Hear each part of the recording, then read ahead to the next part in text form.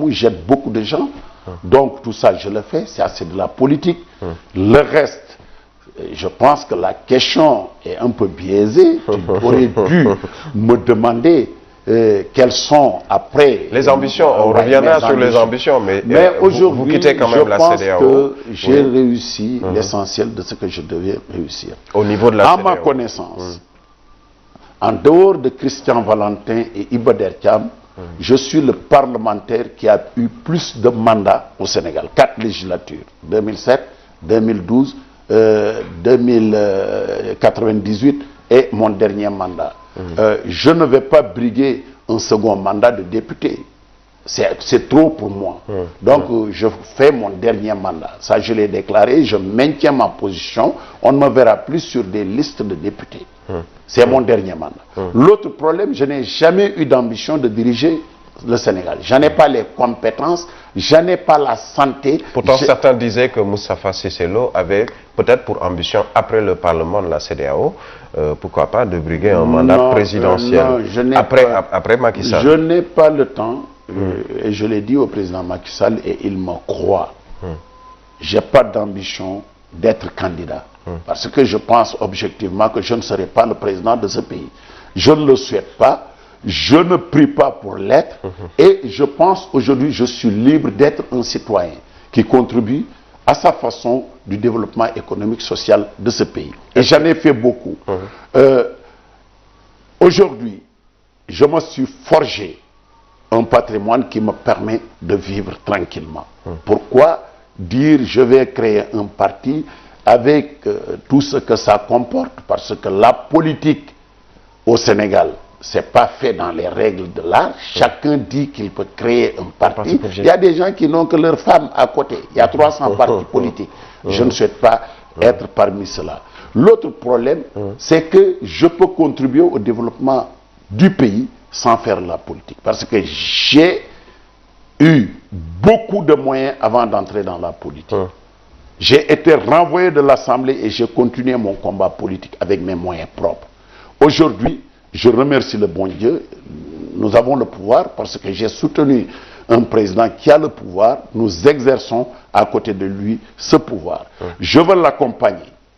Mais comment vous allez l'accompagner? Je vais l'accompagner, je suis député, je vais l'accompagner, dire le mot que j'ai, je suis là jusqu'en 2022, je pense. C'est la fin. Député, tout à fait. Je ne briguerai pas de mandat, mais je pourrais à côté de lui être son conseiller, il peut m'envoyer quelque part, je vais le faire pour lui, parce que j'ai contribué à son élection à la tête de l'État. Vous ne voulez plus être président de l'Assemblée nationale? Non, ça vraiment, c'est dans je mets dans les tablettes du passé. Je n'ai plus ces ambitions. Je vous ai dit que j'ai pas le temps, j'ai pas l'envie, je ne veux pas, je veux quitter définitivement l'Assemblée nationale. Il n'a qu'à chercher en 2022 un autre, mais je ne suis pas candidat. Ça, je l'ai dit clairement.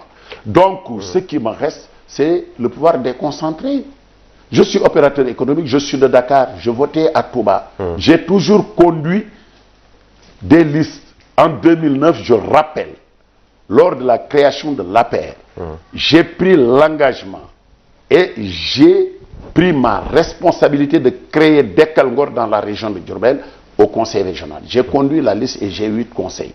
J'étais le candidat de l'opposition soutenu par le Benno Siggil Sénégal, nous n'étions pas ensemble, et Fallou Mbacké, qui était du pouvoir, nous a battus lors des élections du conseil régional. Ça, c'est bien à rappeler.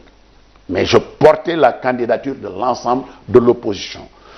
L'autre problème, je vais rappeler que dans le département de Mbacké, c'est ma première élection en tant qu'opposant. J'ai battu le Benno Siggil Sénégal, très largement. À la présidentielle, j'ai battu Moustapha Niasse, Ousmane Tanor Dieng à plate couture. J'ai donné à Macky Sall au premier tour en tant que coordonnateur départemental 39 000 voix, eux, ils avaient autour de 3 000 voix. La différence, elle était large. Vous avez votre assise à Mbacké, vous avez fait tout ceci sur le plan politique à Mbacké, mais pour abonder dans ce sens-là, aujourd'hui, Moustapha Cissé Lo veut être le candidat à la mairie de Dakar. Mais tout ça, je l'ai fait. Et j'ai donné, pour répondre à ceux qui disent que le président Macky Sall, à la première fois, 67 ou 69 000, il mente. ceux qui le disent à Mbacké. Dans l'opposition au second tour, nous avons engrangé 60 000 voix. Allez regarder ça. Et il n'y avait pas tous ces transhumants qui sont venus, qui ne cherchent que leur bien-être, qui insultaient le président Macky Sall pendant qu'on était dans l'opposition. J'étais avec Latsek Sadaga, Morgaï, Magad Diakhaté. Nous étions les seuls. Tous ceux qui parlent et qui gravitent autour du pouvoir sont venus pour chercher ce qu'ils mangent. C'est ce qui m'a révolutionné parce que quand j'ai conduit la liste du conseil départemental, tous ces députés à qui j'avais aidé, j'avais sorti de par l'assaut, ne représentaient rien. 3 millions, 3 millions. On a gagné. On dit qu'on n'a jamais gagné. On a gagné. En 2012, nous avons battu aussi bien dans Touba que dans le département. Ces gens ont instrumentalisé des chefs religieux pour brûler tout mon patrimoine à Touba. J'ai perdu d'un coup plus de 300 millions. Toutes mes maisons. C'est ce qui va pousser à la sortie de... Pour que je reste.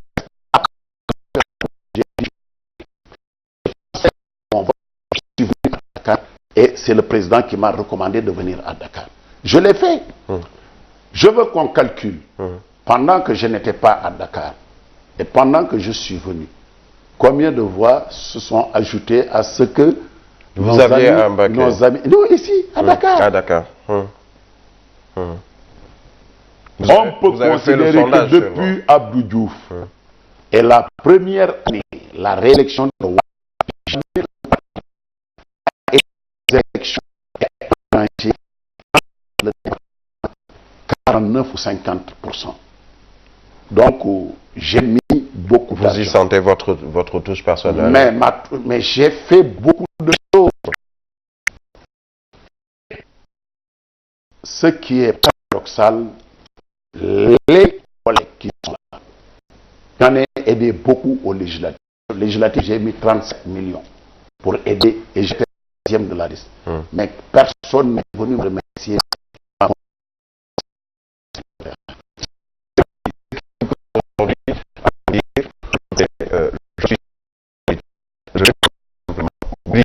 Le suffrage universel des Sénégalais, la mairie des Dakarois plutôt, la mairie de Dakar. C'est une continuité. C'est une continuité. Moi, j'ai toujours, depuis 1996, été sur les listes. Conseil régional avec le Parti socialiste, député 98 avec le Parti socialiste. J'ai été sur toutes les listes. Président de la commission des finances avec la communauté rurale de Touba, avec Seigne Saliou. Je suis concerné et intéressé par le développement local. Je vote maintenant à Dakar, à Yoff. Tu veux me dire que lors des élections, tu seras là, tu croises les bras et tu ne vas pas te présenter? Je défie quiconque. Je ferai une liste à Yoff et dans d'autres communes. Si on parvient à se retrouver et à être d'accord sur un schéma, je n'ai pas de problème. Mais le président de la République ne peut pas m'obliger à dire allez derrière tel ou tel. C'est eux. De par la légitimité, tous ceux qui sont dans le département de Dakar, en dehors de Mbaye Ndiaye, je suis plus légitime qu'eux. Tous ceux qui sont là, je suis plus compétent qu'eux. Tous ceux qui sont là, j'ai fait plus qu'eux dans le département de Dakar. Et j'ai des parents, je ne suis pas lébou, mais j'ai des parents qui sont Baol, qui sont Ndiabour, qui sont du Sine, et je continue à discuter avec ces gens. Et nous allons révolutionner cette élection.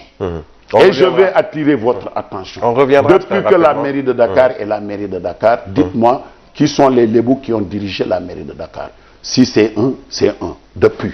Et la mairie de Dakar date de l'Antiquité. Je défie quiconque et je serai candidat, Inch'Allah, si les gens veulent aller avec moi, qu'ils viennent me soutenir. On ne peut pas être ministre, dire que je vais prendre encore une mairie, pendant qu'il y a à côté de toi quelqu'un plus compétent, qui a un passé plus glorieux que ton passé, qui peut gérer, tu lui dis, toi, va te reposer, tu ne seras ni président, ni ministre, ni directeur, tu vas dormir. Je dis, je défie quiconque. Nous reviendrons sur cet aspect. Il s'agit de la candidature de Moustapha Cissé Lo à la mairie de Dakar. Et d'autres questions, ce sera juste après cette pause. Et merci de nous rester fidèles. C'est sur la Sen TV. Merci de nous retrouver après cette page de publicité. Toute la vérité, je le disais à l'entame aujourd'hui, le premier vice-président de l'Assemblée nationale président du Parlement de la CEDEAO et notre invité, Moustapha Cissé Lo. On parlait tout à l'heure des élections locales. Vous êtes candidat à la mairie de Dakar. D'abord, il faudrait revenir sur cette candidature. Est-ce qu'aujourd'hui, il y a une opposition déjà au sein même de l'APR et même au sein de la coalition majoritaire au pouvoir Benno Bokk Yakaar qui pourrait peut-être amenuiser vos chances de parvenir à cette mairie? Moi, jusqu'à présent, je n'exclus pas de prendre tous ceux qui sont de l'APR ou une grande partie de l'APR et travailler avec eux en vue des élections locales. Je n'exclus pas non plus de parler à tous ceux qui sont de Benno Bokk Yakaar et qui se retrouvent et qui ont une lecture politique pour travailler avec eux en vue de ces élections. J'ai beaucoup d'amis dans l'APR, c'est des amis avec moi, on discute. On discute. Il y a beaucoup de personnes qui sont dans l'APR et qui sont prêts à aller avec moi. Donc, moi, j'ai le secteur privé, et je les lance un appel, que ce soit l'UNACOIS, que ce soit les organisations patronales, les marchés, les Badianougor, et nous avons quelque chose à faire. Vous avez déjà démarré votre campagne? Non, ce n'est pas une campagne. Je voudrais vous dire, on parle de 63 milliards de budget. Si moi je suis élu, pour la première année, je porterai le budget à 100 milliards minimum. Et deuxième année, je projette aller vers 150 milliards. Et avant la fin de mon mandat, le budget sera équilibré en recettes et en dépenses à plus de 200 milliards. C'est possible, c'est faisable. Mais il faut avoir les compétences et avoir des cibles. Il faut avoir aussi des relations au niveau international.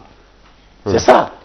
Vous pensez que tout ce que je fais au niveau de la CEDEAO, c'est la CEDEAO? Non. J'ai des partenaires avec qui je travaille, qui m'aident beaucoup dans la mise en œuvre du programme du Parlement. Donc, j'ai une lecture claire. Et vous avez déjà ciblé vos partenaires l'offre que je vais présenter aux Sénégalais ne sera pas comme ce que ces gens disent. Venez voter pour moi pour gagner une mairie, en faire ce qu'ils veulent. Ce n'est pas ma vision. Ma vision, c'est gérer le pouvoir déconcentré. Le pouvoir se rapproche à la base, à la population, pour gérer les ordures ménagères, l'éclairage public, la sécurité, aider l'école sénégalaise et la santé. Ça fait partie de mes Vous ne serez pas de ces maires qui ne sont maires que de nom, qui sont maires élus par des populations. Mais la plupart ne sont pas des maires. Mais qui ne sont jamais dans leur mairie. Je ne parle même pas. Il doit y avoir une implosion des budgets. Ça n'existe pas parce qu'ils n'ont pas de vision. La plupart des mairies, ce que l'État leur donne, ils ne peuvent pas avoir autre chose. Déjà, il faudrait que ces maires soient présents. Ce qu'ils ont, ils en font de la politique. Mais la mairie, en premier lieu, si on veut bien gérer une mairie, il faut gérer tout le monde. Il ne faut pas dire c'est un opposant, il ne faut pas dire c'est un ennemi, parce que l'argent, c'est l'argent du contribuable. Il faut le gérer en toute transparence et en toute équité. Est-ce qu'il ne faudrait pas déjà, pour arriver à tout ceci, que l'on puisse d'abord changer le mode d'élection? Que les maires qui sont élus soient des maires élus par les populations. Être élu directement. Parce que, quelle que soit la liste, si on est tête de liste majoritaire, si on gagne, c'est toi qui dois être le maire. C'est encadré dans d'autres pays. Il faut le faire. L'autre problème, Birahim, personne ne comprend le fonctionnement et le chevauchement qu'il y a entre la mairie de la ville, par exemple à Dakar, et les mairies d'arrondissement. La mairie de la ville n'a pas de territoire. La mairie de la ville empiète sur les territoires des maires. Il y a un dialogue national. Cette question doit être mise sur la table et discutée pour qu'on puisse donner un autre statut à la mairie de la ville. C'est important. Oui, une mairie de la ville, issue des démembrements de cette mairie, c'est-à-dire, ça sera une mairie qu'on va appeler district, je ne sais pas quoi, mais que les 19 mairies composent la grande mairie, parce que ça se passe comme ça. Mais Il faut voir son fonctionnement. C'est un peu l'exemple américain où tu as des districts. Comment distribuer les recettes? Parce que moi, je propose que la mairie de Dakar restitue au moins les 50% de son budget aux mairies d'arrondissement. Et les 50% resteront au niveau de la mairie pour gérer les affaires de coordination et vraiment les harmonisations de certaines politiques au niveau de la grande commune. Est-ce que vous pensez déjà donc que si avec tous ces changements qu'il doit y avoir, notamment le mode d'élection, les locales peuvent se tenir à date échue, à savoir en décembre 2019? Moi, ce que je souhaite, c'est que les élections puissent se tenir. Mais ce que je souhaite aussi, c'est qu'on puisse trouver des consensus très forts. Il y a un dialogue. Le temps est assez court, hein, parce qu'on oui, sait mais que il faut aller dans ce sens. Si c'est faisable, d'ici décembre 2019, on y va. Si ce n'est pas faisable, il y aura une discussion autour de cette question. Mais je pense qu'il faut avoir le courage. Pourquoi se presser de régler certaines questions? C'est des questions qui sont là, connues de tout le monde. Chaque fois que la mairie de Dakar est dirigée par un maire de l'opposition, il y a des blocages. Cette question ne mérite pas d'être élucidée. Est-ce que c'est normal selon vous? Non, mais c'est pour cela qu'on doit revoir les textes. On doit revoir, tant qu'on n'a pas revu les textes, c'est possible. Parce qu'on a trop politisé également les mairies. C'est-à-dire Moustapha Cissé Lo, maire de Dakar, si c'est l'opposition qui gagne la présidentielle, Moustapha Cissé Lo ne pourra plus travailler. Mais vous savez, depuis que les mairies sont des entités politiques.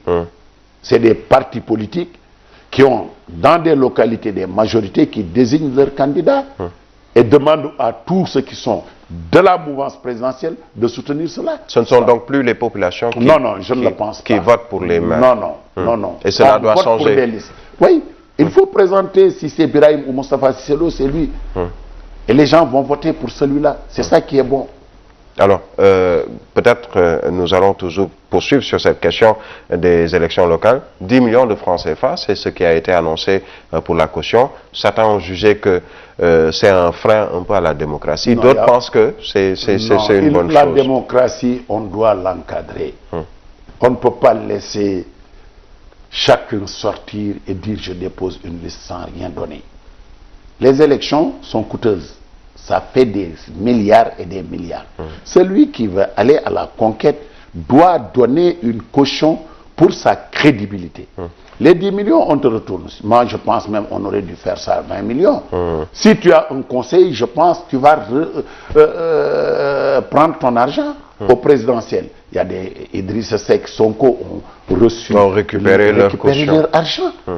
Mais si tu penses que toi, tu as la capacité d'avoir un conseil, tu ne dois pas refuser ça. Ça ne devrait pas être suscité. En tout cas, moi, si on ouvre, et je ne suis pas d'accord avec ma coalition, je vais déposer mes 10 millions. Je suis prêt à déposer. Alors, irez-vous en coalition? Vous avez dit tout à l'heure que vous vous lancez un appel à tous les membres de l'APR qui pourraient vous soutenir à ces élections locales, peut-être même de la coalition. Mais j'ai dit, si ma coalition ne porte pas son choix sur ma personne, c'est si.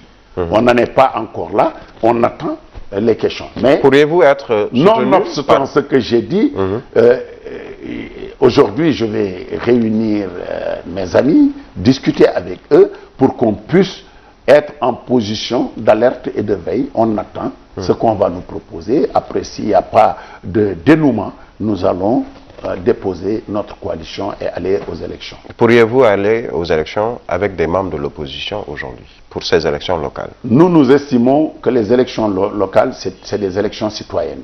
Moi, j'ai des amis dans l'opposition qui sont plus proches de moi que ceux qui sont avec moi à l'APR, qui vraiment, à chaque fois, essaient de s'enquérir de ce que je fais.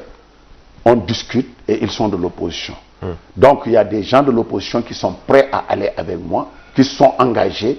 Ils sont de Idrissa Seck, ils sont de PDS, ils sont de Sonko, ils sont de PUR, ils sont de Madi Kenyan. Je discute avec tout le monde parce que c'est une question citoyenne. Aujourd'hui, j'ai des amis dans Yoff, ici où je vous ai reçu, j'ai des amis. Donc je suis prêt à discuter avec tout le monde. Je serai tout de suite chez Ndeye Mariam Badiane pour discuter avec elle. Donc je suis avec tout le monde parce que c'est une question de citoyenneté, d'environnement, là où nous vivons, avec nos relations personnel. Le problème du parti, c'est fini. Le parti a une majorité pour gouverner à l'Assemblée nationale. Notre président est élu pour 5 ans. En quoi Moustapha Cissé Lo, candidat, peut vraiment transgresser ce que nous faisons en tant que parti ou non? Je pense que ça, il faut arrêter ce débat. Et ça a été toujours comme ça. Du Parti socialiste que j'ai connu au PDS jusqu'à l'APR. Moi, je t'ai dit qu'il y a des députés qui étaient sur des listes de l'opposition. Ils n'ont jamais été sanctionnés pour nous empêcher de gagner aux dernières élections locales. Et ces députés ont instrumentalisé les gens, ont fait des enregistrements pour qu'on brûle mes maisons. Des députés de l'APR ou de la... De l'APR, oui. Apparemment, dans l'APR, vous avez beaucoup de problèmes. On peut revenir sur ces propos. On ne peut guère continuer sans en parler. De Aliou Sall qui a indexé certains membres de l'APR, certains même proches du président de la République, d'être derrière justement certains membres de l'opposition financièrement pour essayer de lui porter préjudice dans l'affaire que tout le monde cite, à savoir l'affaire du pétrole et du gaz. D'abord, sur ce sujet, on vous a pas beaucoup entendu, une fois certes, mais vous êtes toujours entre deux avions. Que pensez-vous de ce débat au sein de l'APR, mais autour de Aliou Sall? Vous savez, ce débat ne devrait pas avoir lieu. Parce que ce n'est pas un responsable ou un militant de l'APR qui est allé accuser, en ma connaissance, Aliou Sall. Aliou Sall, c'est notre jeune frère, avec qui nous avons beaucoup de respect et de considération à cause de ce qu'il représente pour nous. Parce que nous soutenons le président Macky Sall, nous sommes avec lui.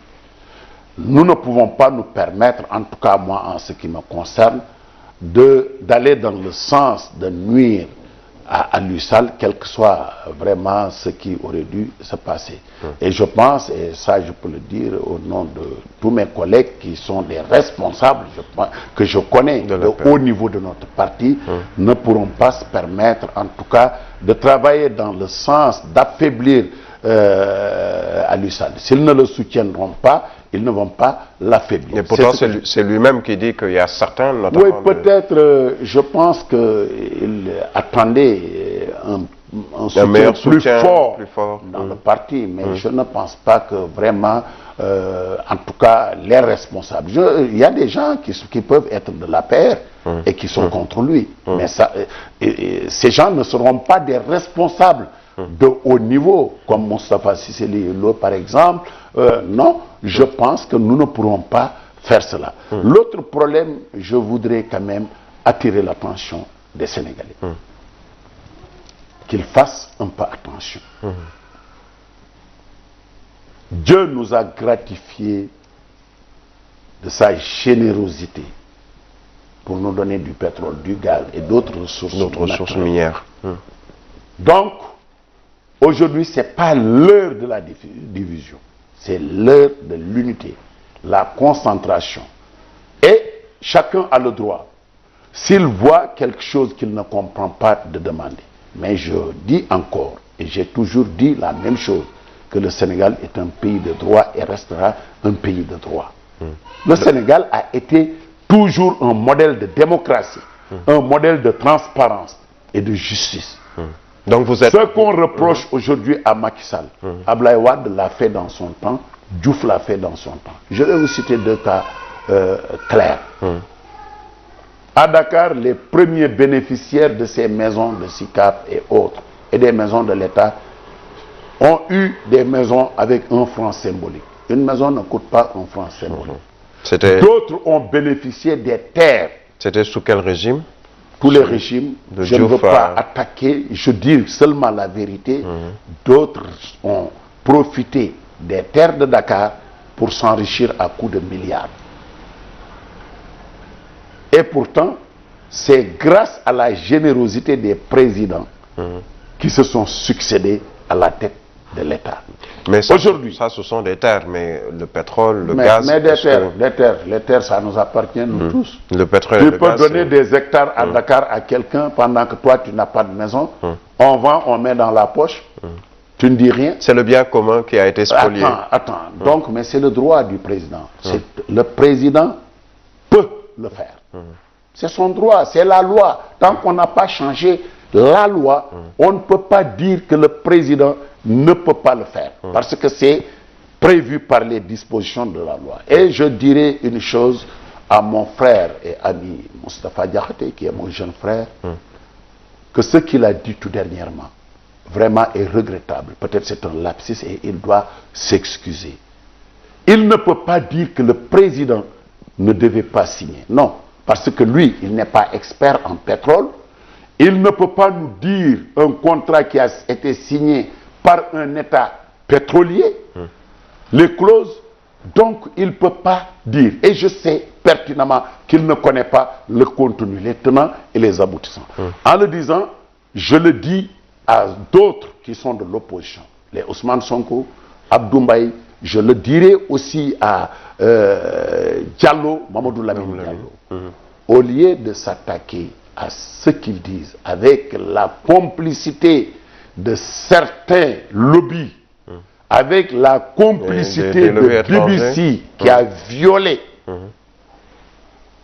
Il a violé, parce que dans la diplomatie, c'est pas ça. Un journaliste sénégalais aurait dû parler. Mais un journal étranger qui vient pour déstabiliser notre pays, pour des raisons que nous ne connaissons pas, ça pose problème. Le président a le droit de signer. Et pourquoi je le dis?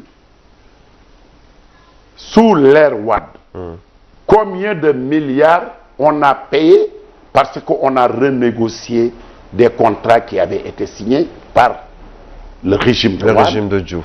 Wade. Il y a un contrat de un paiement de 75 milliards que l'actuel régime a payé, et c'était pour renégocier un contrat que l'ancien régime a payé, avec qui personne n'a jamais rien dit. Je vais vous dire, il parle de renégociation. Il parle de resignature. Ça serait risqué pour le Sénégal. Le président ne va pas s'aventurer à le faire. Ça serait risqué pour le Sénégal. Oui, on ne le fera pas. Donc ceux qui parlent, je leur pose des questions. Est-ce qu'ils sont experts? J'ai vu un ancien tueur de personnes là, qui a été impliqué, mis en prison, qui va dans tous les plateaux et qui dit qu'il est expert de pétrole. Il lit. Vous voulez parler de qui? Non, je ne veux pas le citer. Je ne veux pas lui donner le buzz. Tout le monde sait celui à qui je m'adresse. Lui, il doit nous expliquer qui a tué Berthe Babacar Seye, avec qui ils ont tué, avec qui ils ont comploté. C'est ça aujourd'hui. Ces gens, dans un pays normal, on ne doit pas les laisser parler. Mais ils doivent retourner en prison. Vous parlez de démocratie. Je termine. Sur le plan démocratique, est-ce que tout le monde ils n'ont pas le droit de mentir, de dire des contre-vérités, d'ameuter les gens, d'être toujours dans la rue. Je peux accepter une fois, tu demandes oui, pour sensibiliser les gens, pour descendre, on te donne, 2 fois tu le fais, les gens ne te suivent pas, mais tu dis coûte que coûte, on continue, on occupe la rue. Je dis que l'État doit prendre ses responsabilités. Mais on est en démocratie, ils ont le droit de manifester. Mais jusqu'à quand? Tu le fais, on t'a laissé. Tu l'as fait, ta voix a été entendue. Maintenant, c'est à la justice je te dis la vérité. Son travail. Tous les leaders d'opinion, les chefs religieux, tous ces leaders d'opinion sérieux ne parlent pas de ce pétrole. Ils refusent d'aller à l'assaut comme le réclament ces manifestants. Idriss Seck s'est mu et c'est le lieu de lui rendre un hommage. J'ai été toujours son opposant, mais aujourd'hui, il a pris des galons de sagesse. Parce que c'est un homme d'État, il ne peut pas se permettre lui de discuter de ces questions. Le président peut bel et bien signer, donner des permis de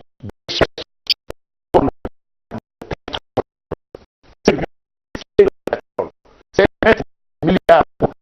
Vous connaissez combien on perd à la prospection du pétrole perforé, on ne trouve rien. Vous savez, ces risques-là. Donc, nous soutenons, nous, l'État, en tant que député. Nous sommes derrière le président. Même vous êtes pour que la justice puisse faire son travail. Mais laissons le travail. Le président l'a fait. Nous soutenons le président. Nous soutenons. Le président a dit pour que les gens soit édifié les noms de la justice. Le procureur a demandé que tout ce qui détient des informations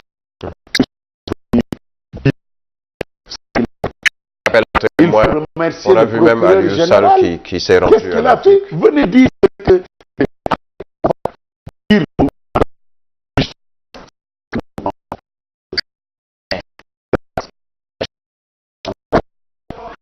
on ne peut pas dire qu'on est dans un pays de droit, de démocratie et violer les règles plus élémentaires de la démocratie, de la bonne gouvernance et de la justice. Ce n'est pas acceptable. Je lance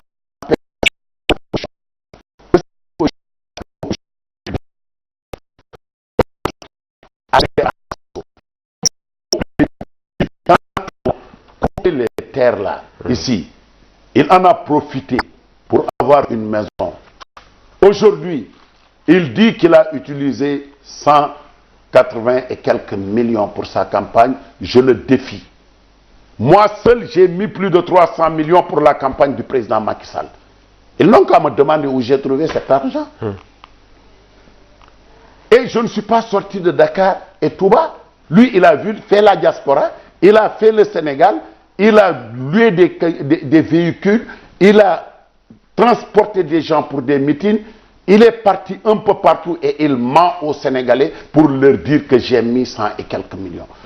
Rien que cela mérite que les Sénégalais sachent qu'il n'est pas de bonne foi et demain, si on lui donne notre confiance, il va vendre notre pays. Alors, on ne peut pas accepter qu'un gosse qui était aux impôts et domaines puisse s'enrichir sur le dos des Sénégalais, avec Abdoulaye, avec d'autres.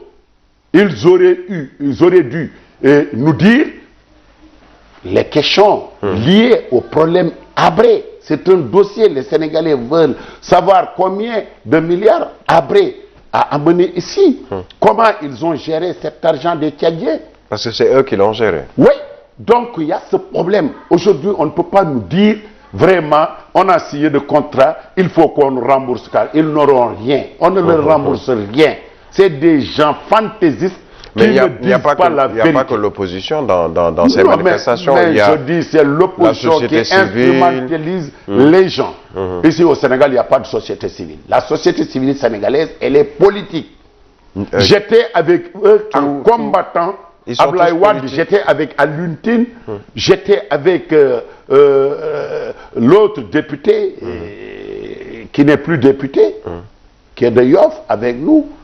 Mais on était ensemble. On a tout fait pour être ensemble. On a sorti de l'argent ensemble pour combattre le régime de Wade.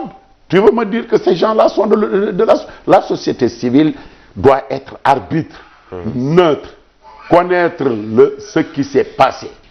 Mais on ne peut pas dire je suis société civile. On cherche des postes politiques. On passe par des portes dérobées et on dit je suis société civile, il faut qu'ils arrêtent. Elle n'existe plus. Elle n'existe. Il n'y a pas de société civile. En tout cas, dans cette affaire-là. C'est des politiciens encagoulés. Tous. Oui. Je les mets dans le même sac. C'est ça la vérité. Moustapha Cissé Lo, peut-être votre dernier mot. On en est à, disons, 2 minutes de la fin de cette émission, toute la vérité. On va encore revenir sur le match de ce soir. Vos encouragements peut-être pour les Lions? J'encourage les Lions, je les soutiens. Vous me voyez porter le drapeau national. Je pense que je vais les retrouver en Égypte, au Caire. Pour la finale? Pour la finale. Pour qu'on puisse ensemble revenir avec la coupe. Et ça sera le plus beau cadeau que la jeunesse sénégalaise